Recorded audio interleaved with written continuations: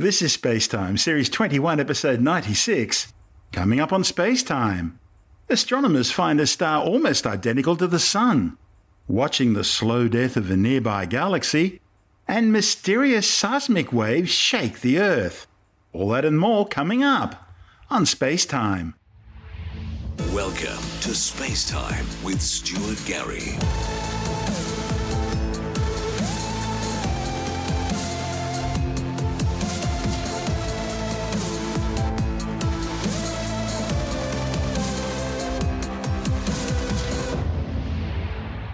Astronomers have discovered a nearby star which is almost a perfect match for our Sun, suggesting the two could be stellar siblings.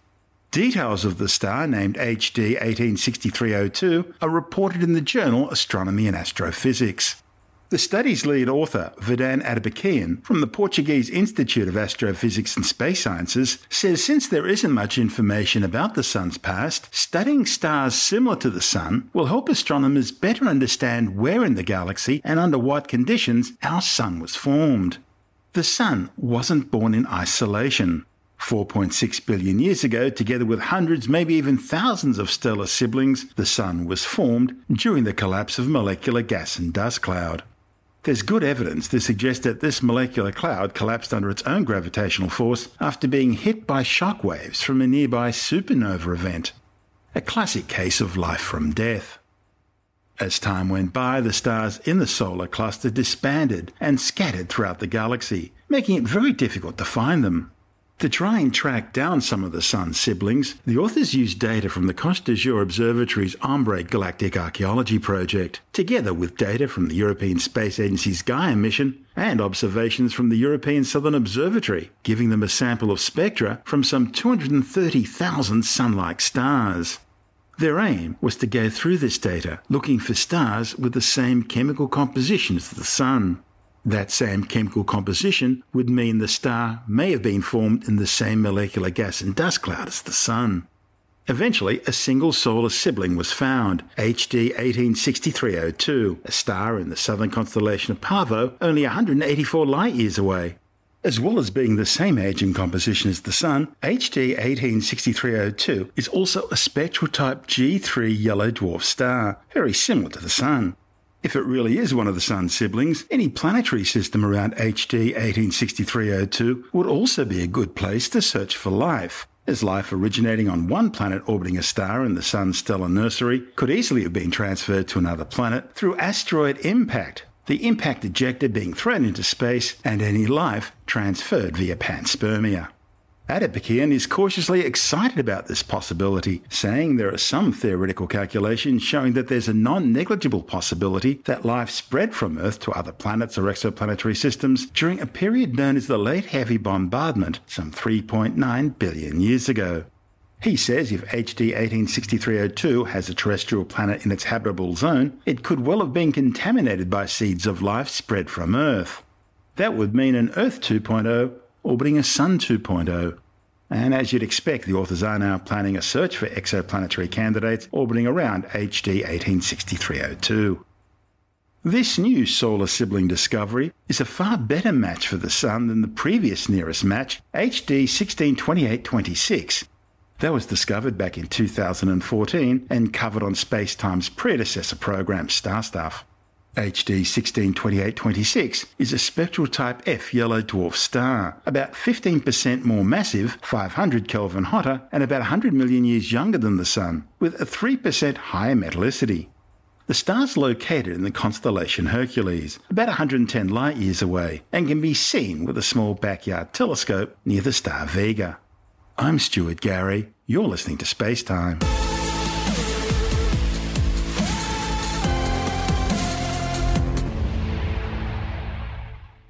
A new study shows that one of our nearest neighbouring galaxies, the Small Magellanic Cloud, is slowly dying.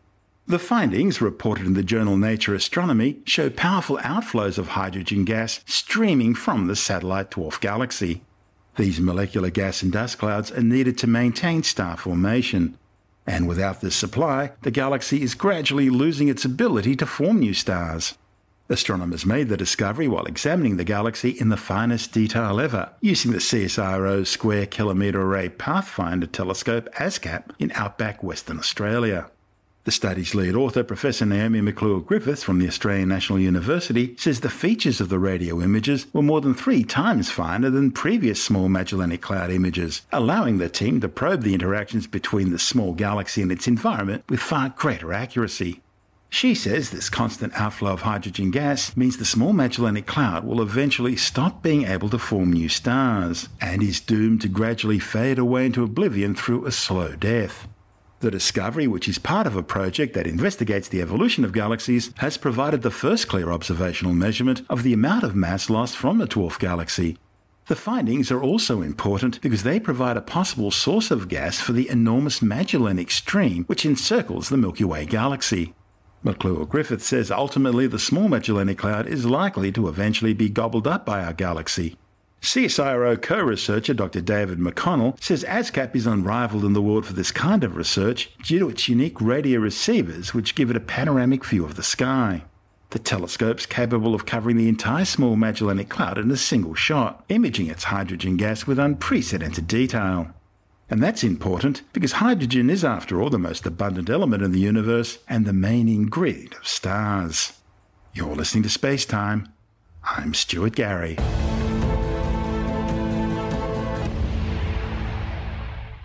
Engineers in Melbourne have developed a 3D printed Aerospike rocket engine. The unique Aerospike design turns the traditional rocket engine shape inside out. The engine, produced by teams at Monash University, follows earlier research on developing the world's first 3D printed jet engine. That work led to Monash spin-out company Amaero winning contracts with major aerospace companies globally. As a follow-on, Monash researchers have now developed a 3D printed Aerospike rocket engine also with Amaero. The engine was developed, printed and test-fired in just 4 months. Monash engineers then created a new venture, NextAero, to further develop the Aerospike technology. Amaero engineer Martin Jerg says the Aerospike maintains great efficiency, but it's very hard to build using traditional technology. He says using additive manufacturing, that is 3D printing, allows the creation and testing of complex designs like the Aerospike. Ideas can be printed, tested, tweaked and then reprinted in several days, rather than taking several months using conventional manufacturing techniques. The team are able to focus on features that boost the engine's performance, including the nozzle geometry and the embedded cooling network. These are normally balanced against the need to consider how to manufacture such a complex piece of equipment. Jerg says it's not so with additive manufacturing. So we've used a process called additive manufacturing or 3D printing to manufacture a type of rocket engine that is traditionally very difficult to do, but we've been able to do this entire project inside 4 months, really speaking to what additive manufacturing and some talented design engineers can do in a really short period of time. Now, 3D printing, we hear a lot about this with prototyping for all sorts of things, from toys through to manufacturing tools. They've just placed a 3D printer on the International Space Station as well to help them up there. And even the idea of using 3D printing for rocket engines is starting to, pardon the pun, take off. We, of course, have the Dragon 2 capsule from SpaceX. This will be the first manned capsule, and it'll use 3D printed engines in its design. And in New Zealand, they've been developing a rocket called the Electron, which is also 3D printed. Tell me a little bit about the engines that you guys are working on, the Aerospike. It's a different design completely, isn't it? That's right. So it's taking the traditional bell-shaped nozzle and effectively turning it inside out. Traditional bell-shaped rocket engines work at peak efficiency at ground level. But as they climb, the flame spreads out, reducing thrust. That's because the bell needs to change shape as the launch vehicle increases in altitude in order to maintain peak thrust. The problem's usually solved by using a different shaped bell, known as a vacuum engine, on a second upper stage.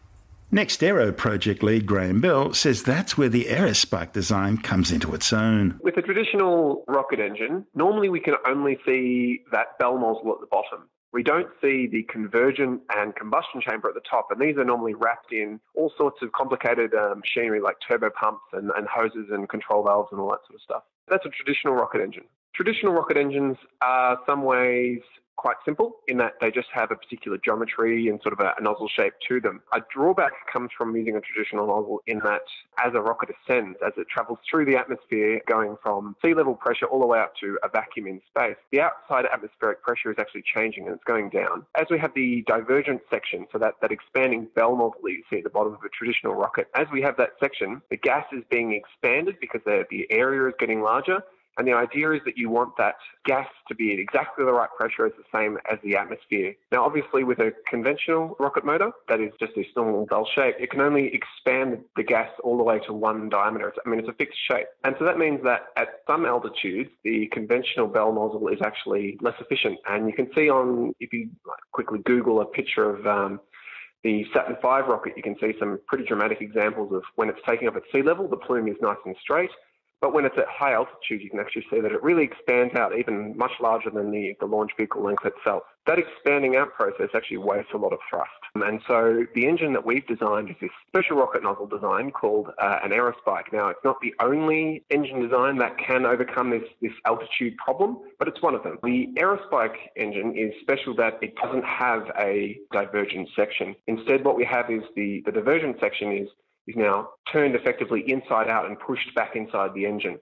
And what's happening here is basically you have a convergent section of a rocket nozzle, that's still there. You have the throat, that's still there. But what happens is now is that spike extends out a little bit further past that throat section, and the gas now pushes against one side on the spike, and the other side it's able to expand to the perfect diameter every time. So that means that the Aerospike rocket nozzle, the one that we've made, is an altitude compensating nozzle, and it's most efficient effectively all the way through its flight envelope in terms of pressure. And this saves on fuel. It's a complicated answer to give you the full technical brunt of it. It is approximately about 10% more efficient, and that's just from the design problem. So the conventional versus with a fixed geometry versus the Aerospike with its sort of virtual changing geometry. So you get about 10% thrust increase just at those non-optimized pressures. You do unfortunately get some complications. So as you're flying through the atmosphere, you're not only battling the pressure change, but you're also battling the velocity change, the change in how dense the air is as well, and all these sort of things all combine together, and actually you get this interesting wake structure behind the Aerospike nozzle, which complicates the answer of is it more thrust efficient, is it not? The general goal of this additively manufactured rocket engine is basically to show what we can do with the additive manufacturing process. It's to do these really complicated rocket designs. It's to show that we can use additive manufacturing in high pressure, high temperature environments. Tell me about the development side of it now. We looked at a number of different designs, and the Aerospike kept coming up. It's a slightly more efficient rocket engine. You get all of the complexity that comes with an Aerospike rocket motor. Well, that's basically built into the additive manufacturing process. All that complex geometry, all those complex shapes and material properties, they essentially come for free. From there, we develop the designs. We work in a team of 6, so we're 6 design engineers and the additive manufacturing guys at Aero, because we had such a short amount of time, and part of the project goal was to show how quickly we would come up with new designs and actually make them. We had to work really quickly. So we worked with basically writing some design codes. So, for example, how does the fuel system work? How does the aerodynamics of the engine work? How does the stress analysis work? How does the cooling work? All these sort of things. We wrote a preliminary design, a concept design, and a critical design. We wrote all these design codes. From there, we then wrote a larger framework, sort of like this toolbox that we could basically join all those codes together. And from that, we then had a rocket designing tool for this Aerospike rocket motor. And that enabled us to basically iterate through all the different design changes, which you can imagine sort of like a tree. The complexity sort of just suddenly really ramps up very quickly. So with this tool, we're able to iterate on our design. From there, we then developed a CAD model and worked with the additive manufacturing guys. We were working on actually building a test rig, supplying the fuel, getting all the propellants necessary, all that sort of stuff. And then from there, we went into about maybe a month and a half of testing, where we just worked our way up from small burns all the way up to the full power stuff. We're using methane, which is a particularly popular fuel at the moment. I guess that comes from it's a very lightweight fuel, so low molecular weight, and that increases your thrust coefficient, which is kind of complicated to explain in a rocket engine, but you want a low molecular weight fuel, which methane is quite light, it's only 16. And I think methane's also a pretty popular fuel in that it's quite a simple atom. I mean, it's just carbon and hydrogen, and that's something that I guess SpaceX and a few other those sort of extraterrestrial companies are looking at making on Mars. And this is SpaceTime. I'm Stuart Gary.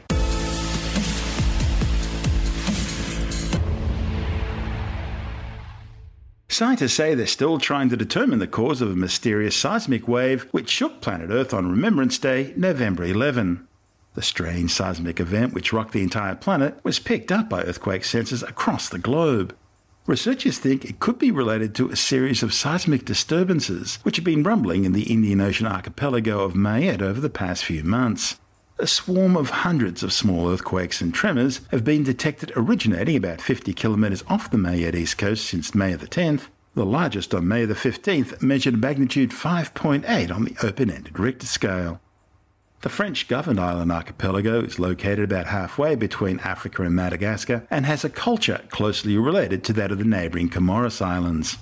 The ongoing small tremors have been a concern since May, but things got a lot worse on November the 11th when instead of the usual very low frequency, scientists detected a strange long flat vibration that seemed to hum without the usual fluctuation signature of normal quake activity.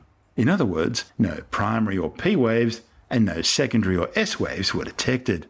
The mysterious wave repeated about every 17 seconds for about 20 minutes. Geologists are baffled. They've never seen anything like this before. For the moment, their best guess is some sort of major volcanic activity, possibly linked to some sort of a huge magma movement under the Indian Ocean. While Mayet itself was created by volcanic activity, it's been dormant for over 4,000 years.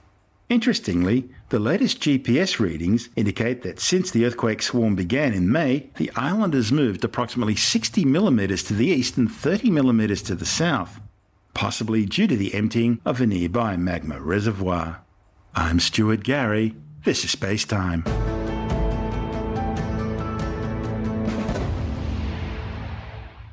And time now to take a brief look at some of the other stories making news in science this week with the Science Report.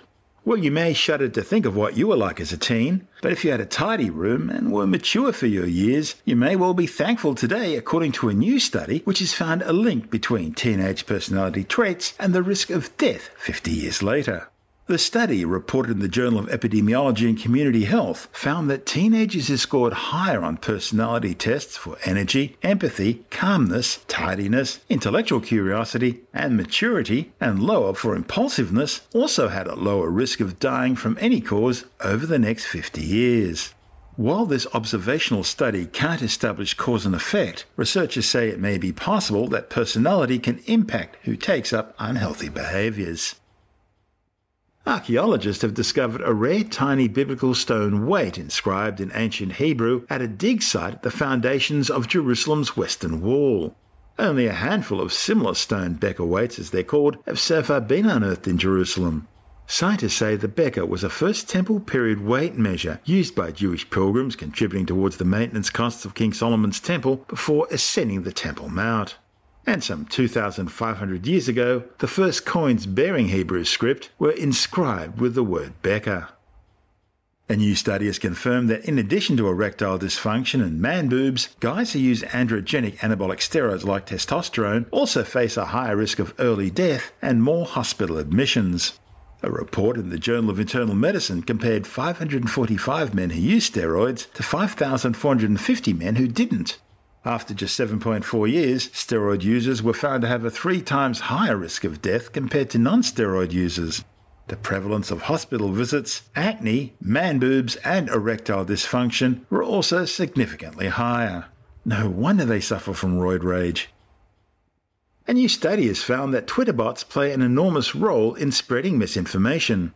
A report in the journal Nature Communications, looking at the 2016 US presidential election campaign, examined 14 million messages and 400,000 articles shared on Twitter, finding that automated bots spread a third of the articles with the lowest credibility scores.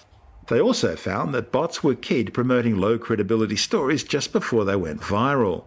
Researchers say slashing the number of software-controlled social bots could limit the spread of misinformation online. Deutsche Telekom has announced that its 5G network rollout is already over 80% ready, and it expects to have 99% coverage by 2025. 2019 is now also set to be the seminal year for the mobile telecommunications industry, with 5G smartphones set to reach the market. In fact, market watchers are now estimating that investment in 5G will reach $26 billion by 2022. Meanwhile, Telstra has announced that Ericsson will be its key 5G technology partner as the Australian 5G network expands beyond its current test phase. With the details, we're joined by Alex Zaharov-Reut from IT Wire. Telstra and Ericsson have been partners for decades, so a long, long time. People like Nokia often work with, Optus and Vodafone. We also have Huawei, which has been banned from the 5G network in Australia. That's long worked with Vodafone. But Ericsson has been one of the global telco players for decades now, and Telstra has been its key partner in Australia. Now, there are supposedly 50 already 5G-enabled sites in Australia. I mean, already, I remember writing an article a year or two ago about how Ericsson's 4G sites were able to be upgraded quite easily to 5G. You just have to pay, I guess you had to pay Ericsson money, so they would give you the new equipment. And the problem there was that the equipment was still being sort of ratified. It's meant to have been towards the end of 2018 that this standard was going to be ratified. Now, the problem is we won't see phones until really 2019 and 2020. And the 2020s are the real time when we're going to see widespread 5G rollouts. But Telstra has always been at the forefront. They were right off the mark, quick to bring 3G to market, quick to bring 4G to market, then quick to bring something called 4GX, which was a faster version of 4G. And, Telstra's been doing a lot of testing of 5G at its innovation centre on the Gold Coast, supported by Ericsson. And Ericsson's been working with telcos around the world to push this 5G standard forward. So, look, Australia is going to be at the forefront of 5G, but already you've got places in the US that supposedly have, forms of 5G, and there's other parts in the world, in the Middle East and Europe and elsewhere, that are also doing a lot of work on 5G. So the 2020s will be all about 5G, and I guess by mid-2025, we're going to start talking about 6G, and the whole thing will start again. And that report by Alex Zaharov-Reut from IT Wire. You're listening to SpaceTime. I'm Stuart Gary, and that's the show for now. You can subscribe and download SpaceTime as a free twice-weekly podcast through Apple Podcast iTunes, Stitcher, Bytes.com, Pocket Casts, SoundCloud, YouTube, Audio Boom, from SpaceTimeWithStuartGary.com, or from your favourite podcast download provider. SpaceTime's also broadcast coast to coast across the United States on Science 360 Radio by the National Science Foundation in Washington, D.C., and available around the world on TuneIn Radio. If you want more SpaceTime, check out our blog where you'll find all the stuff we couldn't fit in the show, as well as loads of images, news stories, videos, and things on the web I find interesting or amusing. Just go to spacetimewithstuartgary.tumblr.com. That's all one word and in lowercase, and that's Tumblr without the E. You can also follow us on Twitter through @StuartGary, at SpaceTime with Stuart Gary on Instagram, and on Facebook, just go to www.facebook.com/SpaceTime with Stuart Gary. SpaceTime is brought to you in collaboration with Australian Sky and Telescope magazine, your window on the universe. You've been listening to SpaceTime with Stuart Gary. This has been another quality podcast production from Bytes.com.